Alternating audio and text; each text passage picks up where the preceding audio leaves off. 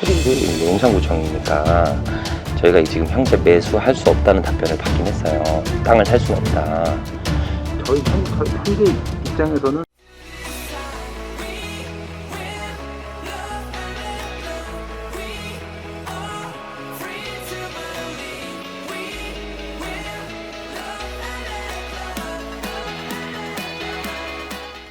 자, 반갑습니다. 대장 김상준입니다. 오늘은 많이들 문의 주시는 경매 물건이 있습니다. 바로 그 물건은 서울 용산구의 3층 주택 건물입니다.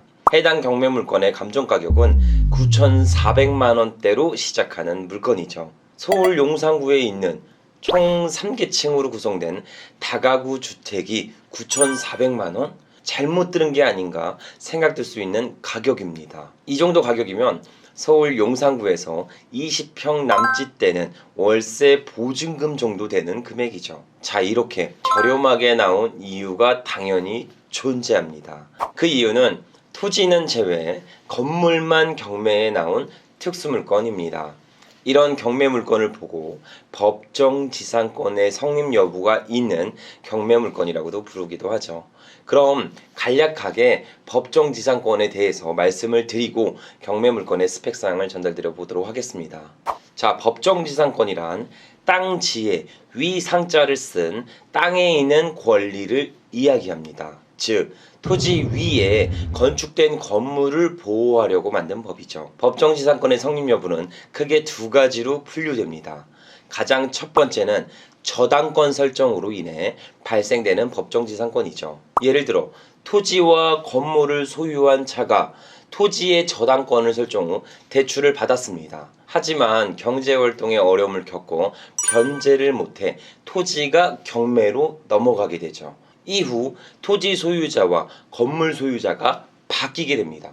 그렇게 바뀐 토지 주인은 법정지상권으로 인해 기존 건물을 철거하지 못하게 되죠. 반대로 저당권 설정 후 건물이 들어섰다면 저당권자의 토지의 가치를 보존하고자 지상권 성립이 되지 않게 됩니다.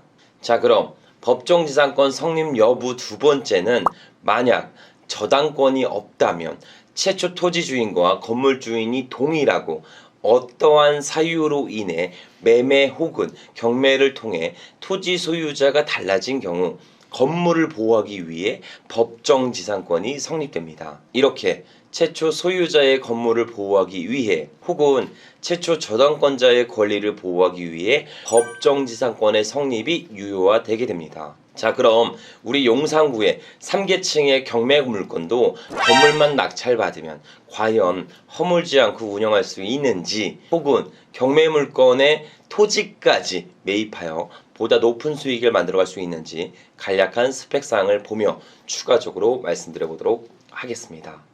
해당 경매 물건은 서울특별시 용산구에 소재한 주택이며 토지는 제외 건물만 경매가 진행 중입니다.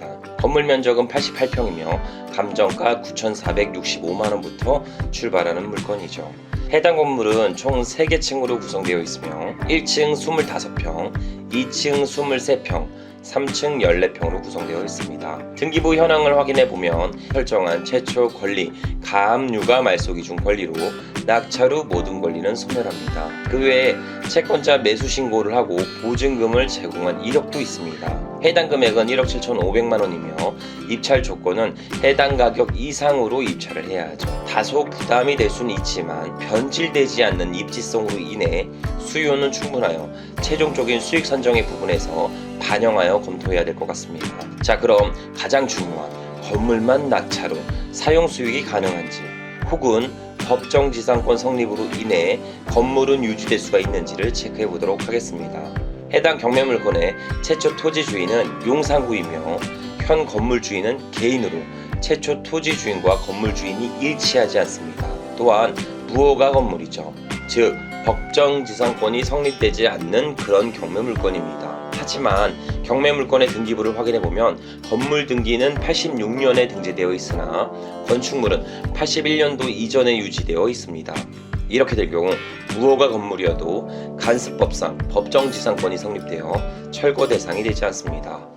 자, 여기까지 경매물건에 대해 간략한 스펙사항을 전달드렸습니다. 요약해보면 권리상의 문제는 없으며 건물 또한 철거 대상이 되지 않는다는 거죠. 통상 법정지상권 물건 중에 건물만 사는 행위는 제가 추천드리진 않습니다. 하지만 토지 주인이 개인이 아니라 국가라면 이야기는 달라질 수 있죠. 이런 경매 물건은 두 가지 출구 전략을 구성하여 수익성을 따져보셔야 합니다. 그중 첫 번째는 국가가 소유한 땅, 즉 아무도 사지 못하는 땅을 나만 오로지 수의계약을 통해 매입할 수 있는지를 검토하셔야 합니다. 이때 매입가 측정은 주변 호가 시세가 아닌 감정평가에 따른 시세보다 저렴하게 매입할 수 있는 기회가 될 수 있습니다. 현재 해당 부분에 대해서 용산구 측에 문의해본 결과 후암동 일대 주민 편의시설에 대한 개발 계획이 잡혀 있어 당장은 매입이 불가능한 상태로 답변을 받았습니다. 이 부분은 현장에 제가 직접 방문해서 재확인해 보도록 할게요. 자, 그리고 두 번째는 사용 수익화입니다. 해당 건물은 신축 및 개축은 불가능한 상태이며 간단한 수리 보수 작업을 통해 수익성을 따져봐야 될 것 같습니다. 그럼 지출 비용 또한 체크해 봐야겠죠. 현재 해당 토지의 사용료는 용산구청에 1년 지료 약 1,100만원 정도를 지불하고 있습니다. 그럼 우리는 해당 지료보다 높은 임대료를 구성할 수 있다면 추후에 토지를 매입하는 시점까지 버틸 수 있는 임대료를 받아 안정적으로 운영할 수 있다는 거죠. 해당 용산구 주변 부동산 임대료 시세는 20평 기준 보증금 2천만원에 최소 월세 60만원 정도를 형성하고 있습니다. 그럼 경매물건 총 3개 호실 임대료는 약 200만원이며 1년에 2,400만원 이상의 수익이 발생됩니다. 그럼 지료를 내고도 수익을 만들 수 있으며 추후 토지 매입 시점까지 버틸 수 있는 기회가 만들어지게 되죠. 자, 해당 두 가지 포인트를 두고 경매 물건의 가치가 있는지 제가 직접 현장에 나가서 보다 생생한 영상을 전달드려 보도록 하겠습니다. 자, 그럼 바로 물건지로 출발해 보시죠. 자, 드디어 물건지에 도착했습니다. 해당 물건지를 저희가 진입하다 보니까 이게 커피숍이나 작은 레스토랑 가게들 다양하게 포진되어 있어서 유동성은 충분할 것으로 보여집니다. 자, 우선 해당 경매 물건은 총 3개층으로 구성되어 있으면서 저기 위에 보시면 발코니 보이시죠? 2층에 저 발코니는 제시외 건물, 현재 제시외 건물입니다. 조립식 판넬 구조로 진행되어 있어서 경매 입찰에 있어서 큰 지장을 주지는 않습니다. 현재 고지대에 있어서 야경이 굉장히 좋은 곳인데 저 옆에 건물 보시면 저렇게 푸드트럭처럼 저런 건물 상업용 부동산을 신축해서 수익성을 만들면 충분히 가능성 있어 보이지만 해당 건물은 현재 무허가 건물이면서 토지는 나오지 않은 상태이기 때문에 용도 변경은 사실상 어려울 것으로 보여지긴 합니다. 자, 우선 여기 조망권 좀 간단하게 한번 보여드릴게요. 차 지나가면 자, 와보세요. 조망권 한번 보여드릴게요. 여기가 루프탑의 성지로 불리는 곳이라 사실상 이렇게 보시면 고지대의 야경이나 조망권이 굉장히 좋아 보입니다. 보세요. 잘 보이시죠? 저렇게 위층에다가 테라스를 만들어서 커피 전문점이나 레스토랑 같은 거 소규모로 진행을 하게 되면 이런 야경을 보면서 밤 야경을 보면서 충분히 수익화될 것으로 보여지긴 합니다. 자, 한번 물건을 보시면 현재 주거용으로 쓰고 있는 것으로 보여집니다. 무허가 건물 현 상태라 현재 노후도는 굉장히 심각해 보입니다. 출입문은 한 세대죠. 한 세대로 구성되어 있고 저기 보시면 저렇게 옆에 서브 사다리를 통해 옥탑으로 올라갈 수도 있기도 합니다. 현황상 물건은 컨디션은 그리 좋아 보이진 않아요. 저기 보시면은 지층 출입문도 있죠.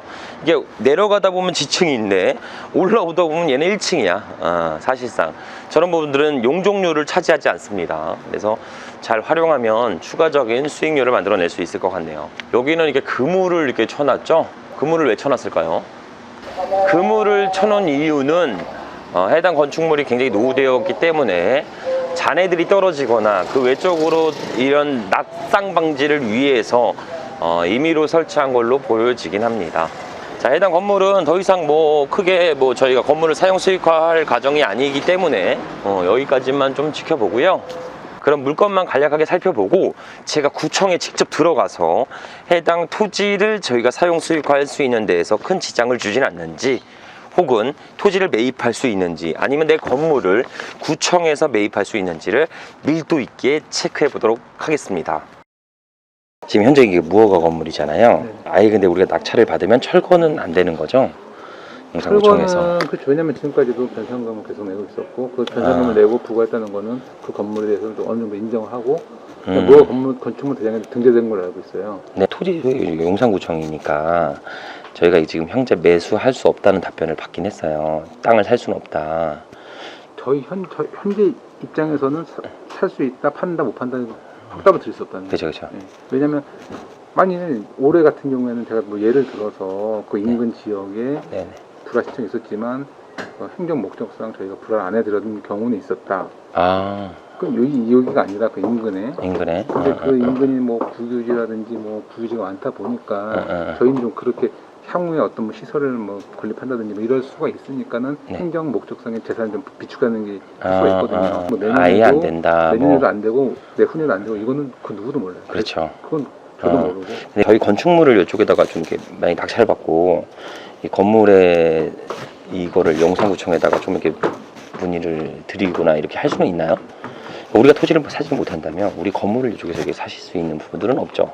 저희 재무과는 매각만 하죠. 매각만 하죠. 이제 아까 말씀한 거는 1,100만 원이시죠? 1,010만 원 정도 올해 1,010만 원. 근데 미납 없이 계속 나가고 있는 거고.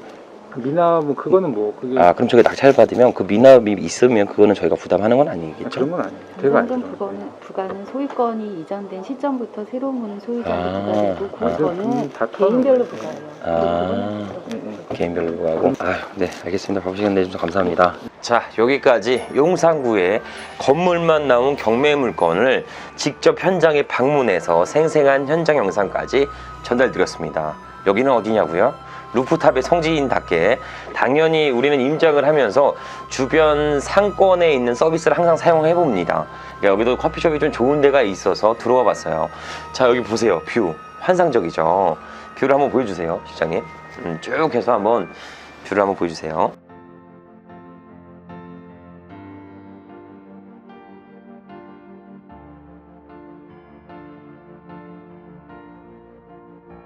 실장님, 이렇게 조망권이 있는 데로 오면 뭐가 가장 많이 생각나세요? 술이요. 술이요? 역시 애주가답게 원래 이런 날 같은 날은 항상 좀 우리 실장님 좋아하는 소맥 8대2 파리 소주 2가 맥주, 그죠?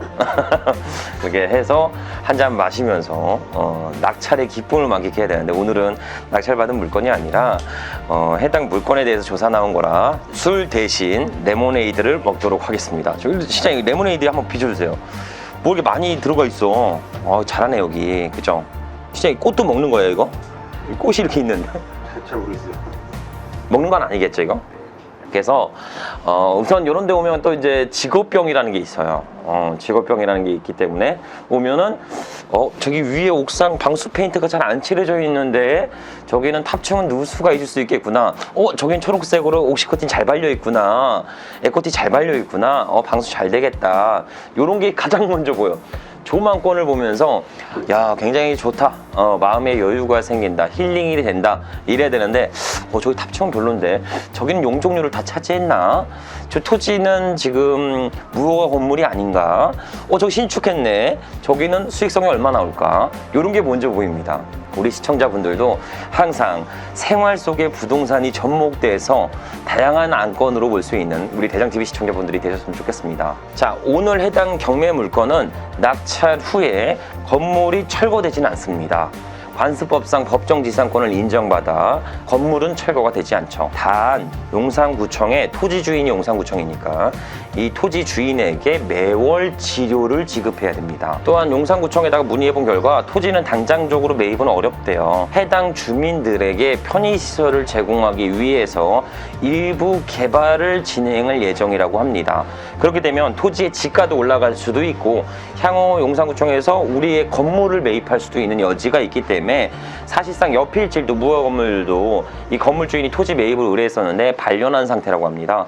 근데 추후에 충분한 여지가 있다고 해요. 내가 이 해당 토지를 용산구청에 매입을 하거나 혹은 용산구에서 제 건물을 매입을 하거나 다양한 추구 전략을 모색해 볼 수 있을 것 같습니다. 즉 해당 부동산 단기적인 투자 수익을 목적이긴 보단 중장기적으로 보시면서 임대 구성을 통해 용산구청에 지료를 납부하고 추후에 아무도 사지 못하는 이 토지를 내가 매입할 수 있으니까 향후 미래가치적으로 보시면서 투자를 준비해 나가셨으면 좋겠습니다. 오늘은 여기까지. 용산구청에 건물만 나온 하도 이슈가 많아서 제가 직접 우리 시청자분들에게 전체적으로 내용을 전달드렸습니다. 해당 투자 방향점을 보시고 더욱 다양한 시야와 안목으로 투자를 준비할 수 있는 우리 대장TV 시청자분들이 되셨으면 좋겠습니다. 자, 통상적으로 경매를 시작해야지 하는 사람과 작은 실천을 통해 낙찰받은 사람들은 딱 한 가지에서 결정됩니다. 이것을 우리는 코끼리 말뚝 이론이라고 하죠. 실장님, 성인 코끼리에다가 발에다가 쇠사슬을 묶어서 말뚝을 박아 놓으면 성인 코끼리를 구속할 수 있을까요? 아니, 바로 말뚝이 끊어질 것 같은데.